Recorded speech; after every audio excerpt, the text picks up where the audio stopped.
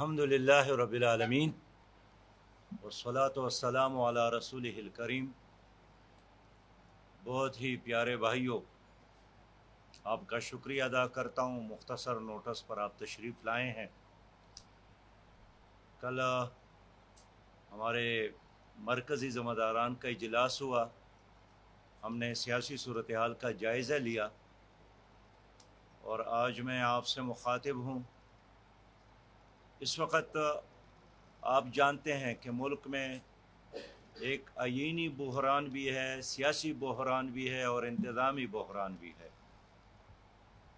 اور دنیا کی واحد حکومت ہے جو اپنی حکومت کے خاتمے پر اس وقت جشن منا رہی ہے، اور اس وقت ملک میں مرکز میں پنجاب میں کوئی حکومت نہیں ہے اور ایک انارکی ہے۔ وجہ یہی ہے کہ امریکہ کی طرف سے کہا گیا کہ ایک خط آیا ہے، اور اس خط کے بعد ہم نے یہی ضروری سمجھا، مناسب سمجھا کہ پورا نظام ختم کیا جائے، اور پھر وزیر اعظم نے مقننہ کو بھی ختم کیا، انتظامیہ کو بھی ختم کیا، پورا نظام ختم کیا، اور ان تمام چیزوں کا خاتمہ کر کے وہ ہر روز اپنے کارکنان سے نکلنے کا اور جشن منانے کا اپیل بھی کر رہا ہے۔ ہمیں حیرانگی ہے کہ اس پوری سچویشن میں ہمارے وہ ادارے، خاص کر سیکورٹی کونسلز کے ذمہ داران خاموش ہے کہ اس خط کی حقیقت کیا ہے۔ لیکن یہ بات ثابت شدہ ہے کہ پاکستان کا ایک آئین ہے، اور اس آئین کی بنیاد پر یہ ملک اس وقت قائم ہے۔ اس نے چاروں صوبوں کو جوڑ کے رکھا ہے، اور اس آئین پر پہلا حملہ ضیاء الحق صاحب نے کیا تھا، دوسرا حملہ پرویز مشرف نے، تیسرا حملہ بھی اس نے کیا تھا، اور یہ افسوسناک بات ہے کہ ماضی میں جن لوگوں نے ہمارے آئین پر حملے کیے تھے، ہمارے موجودہ نظام نے ان کو سزا نہیں دی، اور ایک بار پھر ہم دیکھ رہے ہیں کہ ایک سویلین حکومت میں بھی آئین پر حملہ ہوا، آئین کو معطل کیا گیا، اور خود ہی مقننہ اور انتظامیہ کو ختم کیا۔ اور پنجاب میں اس وقت ہم موجود ہیں، خود پنجاب کے اسمبلی کو تالا لگایا گیا ہے، حکومت نے خود باڑ لگائی ہے، اور جب کرکٹ گراؤنڈ کو تالا لگے، لوگ گلیوں اور کوچوں میں پھر کرکٹ کھیلنے پر مجبور ہوتے ہیں، لیکن جو تالے حکومت نے خود لگائے ہیں، اگر رویہ یہی رہا تو کوئی آ کر اس تالے میں ایل پی بھی ڈالے گا، اور یہ تالا پھر طویل عرصے تک نہیں کھلے گا، ہمیشہ کے لیے بند رہے گا۔ سچی بات یہ ہے کہ سیاسی جنگ نہیں ہے، یہ انا کی جنگ ہے، مفادات کی جنگ ہے، اور یہ جنگ بھی ان مفاد پرستوں کے درمیان ہے جنہوں نے ماضی میں بھی اس ملک کا یہی حشر کیا ہے۔ اب لوگ بتاتے ہیں، خود وزیر اعظم بار بار کہتے ہیں کہ امریکہ نے ایک خط لکھا، تو میں سمجھتا ہوں کہ اس خط کے حوالے سے اسٹیبلشمنٹ کے خاموشی بھی حیران کن ہے، اور سیکورٹی کونسل کے ممبران کی خاموشی بھی حیران کن ہے، اور یہی وجہ ہے کہ پھر حالات کو دیکھتے ہوئے عدالت نے خود نوٹس لیا۔ حکومت کے اس اقدام کے حوالے سے جب عدالت عظمیٰ نے ایکشن لیا، از خود نوٹس لیا، تو اس کا مطلب یہی ہوا کہ کچھ کام ایسا ہوا ہے جو غیر قانونی ہے۔ ہمارا مطالبہ یہی ہے سپریم کورٹ سے کہ آئین کو اصل سپرٹ کے ساتھ بحال کیا جائے، اور ہمارا یہ مطالبہ ہے کہ ماضی کے طرح عدالت نظریہ ضرورت کا سہارا نہ لے، بلکہ نظریہ ضرورت کا قبرستان سپریم کورٹ آف پاکستان۔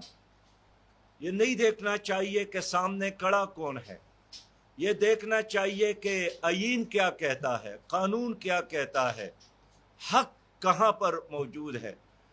ہمارے ہزار ہاں اختلافات ہے اس وقت، پی ڈی ایم کے موقف کے ساتھ بھی، پی ٹی آئی کے موقف کے ساتھ بھی، پیپلز پارٹی کے موقف کے ساتھ بھی، لیکن ان تمام اختلافات کے باوجود ہم آئین کے ساتھ کھڑے ہیں، ہم حق کے ساتھ کھڑے ہیں۔ اگر حق کو چھوڑ کر ماضی کی طرح نظریہ ضرورت کی بنیاد پر فیصلے کیے گئے تو یہ انصاف نہیں ہوگا، عوام کے ساتھ انصاف نہیں ہوگا، پاکستان کے ساتھ انصاف نہیں ہوگا، اور خود عدالت عظمیٰ کا اپنے ساتھ انصاف نہیں ہوگا۔ ہم حکومت کے بھی طرفدار نہیں ہیں، ہم اپوزیشن کے بھی طرفدار نہیں ہیں، لیکن ہم چاہتے ہیں کہ یہ آئین محفوظ ہو۔ اس میں اسلامی شقیں موجود ہے، اس میں اللہ تعالیٰ کی حاکمیت کو تسلیم کیا گیا ہے، اس آئین میں قادیانیوں کو غیر مسلم قرار دیا گیا ہے، یہ آئین ضمانت ہے تحفظ ختم نبوت کا، یہ آئین سود کی ممانعت کی ضمانت دیتا ہے۔ اس لیے اس آئین کی حفاظت کرنا، اس پر پہرا دینا ہم ایمان کا تقاضا سمجھتے ہیں، اور اس آئین کے خلاف جو بھی سازش کرتا ہے وہ پاکستان کا دوست نہیں ہے، پاکستان کا دشمن ہے۔ بین الاقوامی سطح پر بھی ہمیشہ پاکستان کی آئین کے خلاف سازشیں کی جاتی ہے، ملکی سطح پر بھی، لیکن ہم ہر مرحلے میں اس کے حفاظت کریں گے، بلکہ پاکستان کے 22 کروڑ عوام اس آئین کے محافظ ہے۔ حکومت کہتی ہے کہ ہم نے یہ سب کچھ اس لیے کیا کہ ہم امریکہ کے خلاف ہے اور امریکہ ہمارے خلاف ہے۔ اگر امریکہ نے کوئی مداخلت کی ہے ہم 1000 بار اس کی مذمت کرتے ہیں، لیکن میں خود حیران ہوں کہ ہماری حکومت نے کون سا وہ کام کیا ہے جس کی بنیاد پر امریکہ اس کے مخالف ہے۔ کیا اس حکومت نے آسیہ کو امریکہ کے کہنے پر ملک سے باہر عزت اور پروٹوکول کے ساتھ جانے نہیں دیا؟ کیا اس حکومت نے امریکی دباؤ میں آ کر کشمیر کو انڈیا کے حوالے نہیں کیا؟ کیا اس حکومت نے IMF کے دباؤ میں آ کر قائد اعظم کا قائم کردہ 1948 سے قائم شدہ اسٹیٹ بینک IMF کے حوالے نہیں کیا؟ کیا اس حکومت نے امریکی دباؤ میں آ کر حافظ سعید کو گرفتار نہیں کیا، نظر بند نہیں کیا؟ اور ہمارے ساتھ تو آپ کے ساتھ بھی موجود ہے ٹرمپ کا وہ ٹویٹ کہ جب حافظ سعید گرفتار ہو گئی تو کس طرح اس نے شاباش دیا۔ امریکی دباؤ میں آ کر اس حکومت نے اب تک افغانستان کو تسلیم نہیں کیا، حال یہ ہے کہ روس نے اس کو تسلیم کیا ہے۔ یہاں تمام اسلامی ممالک کے وزرائے خارجہ کا اجلاس تھا اور موضوع بھی افغانستان تھا، افغانستان کی ایشو پر حکومت نے بلایا تھا۔ ہمارا خیال تھا کہ اس کا پہلا کام یہی ہوگا کہ افغانستان کو تسلیم کریں گے، لیکن شرم کی بات ہے کہ جب تک امریکہ نے اجازت نہ دی تو ہماری حکومت نے آج تک افغانستان جو ہمارا پڑوسی ہے، جہاں ایک جائز حکومت ہے، جہاں ایک فاتح حکومت ہے، جہاں عوام کا ایک نمائندہ حکومت ہے، امریکہ نے اجازت نہیں دی تو اس کو اب تک تسلیم نہیں کیا۔ اب کیسے امریکہ کے خلاف ہے اور امریکہ آپ کے خلاف؟ کیا نیٹو افواج کو اور امریکی افواج کو افغانستان سے نکالنے میں اس حکومت نے بلا معاوضہ وہ کردار ادا نہیں کیا جس پر انہوں نے آپ کو شاباش دی؟ بغیر ویزے کے اور بغیر پاسپورٹ کے ان کے لوگ لائے گئے، بڑے بڑے ہوٹلوں میں ٹہرائے گئے اور پروٹوکول کے ساتھ اس کو جانے دیا گیا۔ یہ کیسے امریکہ کے خلاف ہے؟ انہوں نے ابھی نندن ان کے کہنے پر انڈیا کے حوالے کیا جس نے ہمارے اوپر حملہ کیا تھا۔ اس لیے میں سمجھتا ہوں کہ عوام کے ساتھ سچ بولا جائے۔ عمران خان نے وعدہ کیا تھا کہ میں عوام کے ساتھ سچ بولوں گا، کبھی جھوٹ نہیں بولوں گا۔ کیسے امریکہ تمہارے خلاف ہے؟ تمام آپ کے مشیر باہر سے جتنے لائے گئے امریکی شہری ہے، امریکن سٹیزن ہے. آپ کا ڈاکٹر معین امریکی شہری ہے، آپ کا رضا باقر امریکی شہری ہے، حفیظ شیخ امریکی شہری ہے، شہباز گل امریکی شہری ہے، ثانیہ صاحبہ وہاں سے لائے گئی. تو تمام آپ کے مشیر جو اس وقت آپ کا نظام چلا رہے ہیں، آپ کا دفاع کر رہے ہیں، وہ تو امریکی شہری ہیں اور کہتے ہیں امریکہ ہمارا خلاف ہے. میں جانتا ہوں امریکہ ہمارا دوست نہیں ہے. امریکہ نے ہمیشہ پاکستان کے ساتھ دشمنی کی ہے. 1965 کی جنگ میں جب انڈیا نے ہمارے اوپر حملہ کیا اور ہمارے ساتھ اسلحہ امریکن تھا، تو ہماری حکومت کو کہا گیا کہ یہ اسلحہ آپ روس کے خلاف استعمال کر سکتے ہیں، آپ ہندوستان کے خلاف استعمال نہیں کر سکتے. جب انڈیا نے پاکستان پر حملہ کیا اور مشرقی پاکستان میں افواج داخل ہو گئے، دوبارہ امریکہ نے دھوکہ دیا کہ ہمارا 7واں بحری بیڑا آ رہا ہے، آپ دائیں بائیں کسی سے تعاون نہ لے. پاکستان کا بیڑا غرق ہو گیا اور اس کا بیڑا آج تک نہیں پہنچا. انڈیا نے ایٹمی دھماکہ کیا، اس کے جواب میں پاکستان نے دھماکہ کیا، لیکن اس کے بعد ہمارے اوپر پابندیاں لگائی گئی، پاکستان کو معاشی طور پر کمزور کیا گیا. میں سمجھتا ہوں امریکہ کبھی بھی پاکستان کا دوست نہیں ہو سکتا ہے. یہ قرآن کا فیصلہ ہے کہ یہود تمہارے دوست نہیں ہو سکتے، اور وہاں سارا نظام یہودیوں کے ہاتھ میں ہے. ہم امریکہ کو بھی یہ حق نہیں دیتے، ہم روس کو بھی حق نہیں دیتے کہ وہ ہمارے اندرونی نظام میں مداخلت کرے، ہماری سیاست میں، ہمارے معاملات میں مداخلت کرے. ہم نہیں چاہتے ہیں کہ امریکی اور روسی مداخلت سے پاکستان ایک اور یوکرین بن جائے. ہم بھرپور مذمت کرتے ہیں ہر طرح کے مداخلت کا، لیکن ان تمام صورتحال میں ہم سمجھتے ہیں کہ ہماری حکومت نے اور ہمارے اپوزیشن نے جس طرح یہ 3.5 سال بیہیو کیا ہے اور جس طرح 3.5 سال اس نظام کو چلایا ہے، تو تمہارے اس کردار کی وجہ سے پاکستان کا عدالتی نظام بھی تباہ ہو گیا، پاکستان کا معاشی نظام بھی تباہ ہو گیا، پاکستان کے تمام ادارے کمزور ہو گئے. اور ہم اس لیے پی ٹی آئی کی حکومت کو سابق حکومتوں کا ایک تسلسل سمجھتے ہیں.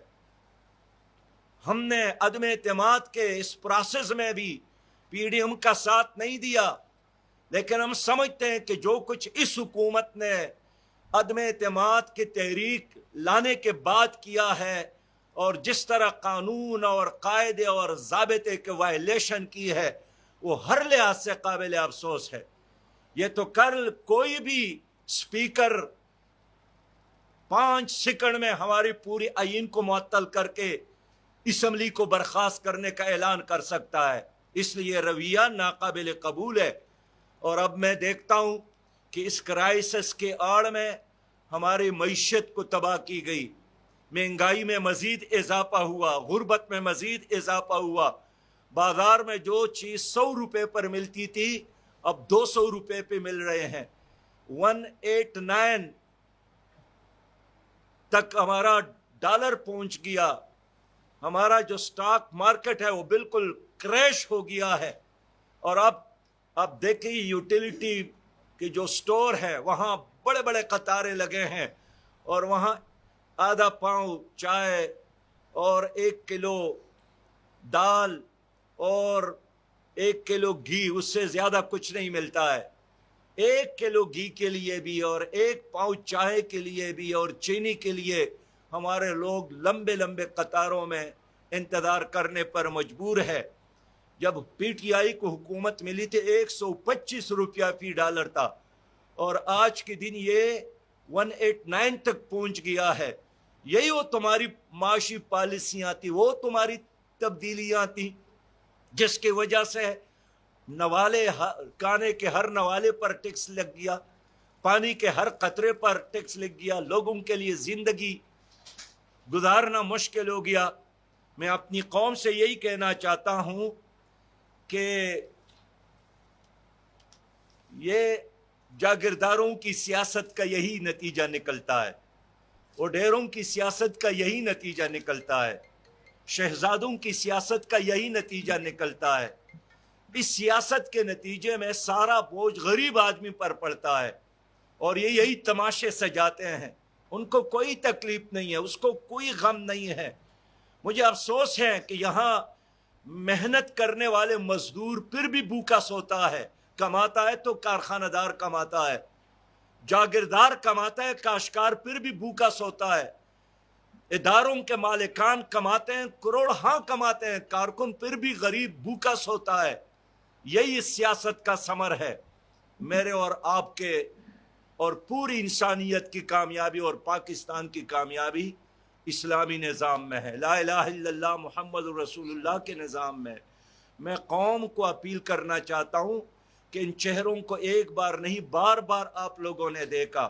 ये आज का तमाशा आपके लिए नया है, लेकिन तारीख के तालिब इल्म के लिए एक मुसलसल एक रिप्ले है जो हम देख रहे हैं।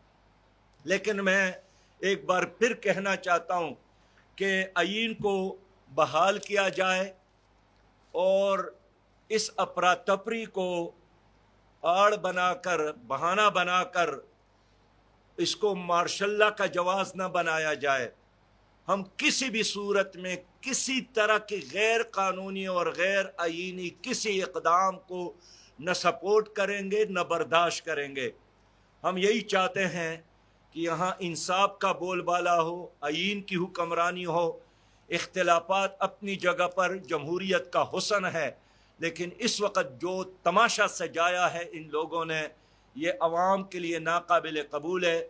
मैंने इसलिए आज इमरजेंसी में आप लोगों को बुलाया कि हमें ख़तरा है कि माजी की तरह आईन को दोबारा अलमारी में न रखा जाए और इस मुल्क में दोबारा जमहूरी आज़ादी, बयान और तकरीर की आज़ादी, तहरीर की आज़ादी ये ख़त्म ना हो और दोबारा हम मादी की तरफ ना चला जाएं।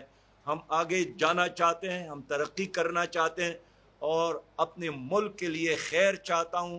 कानून और अदल और इंसाफ और एहसान की हुक्मरानी चाहता हूँ।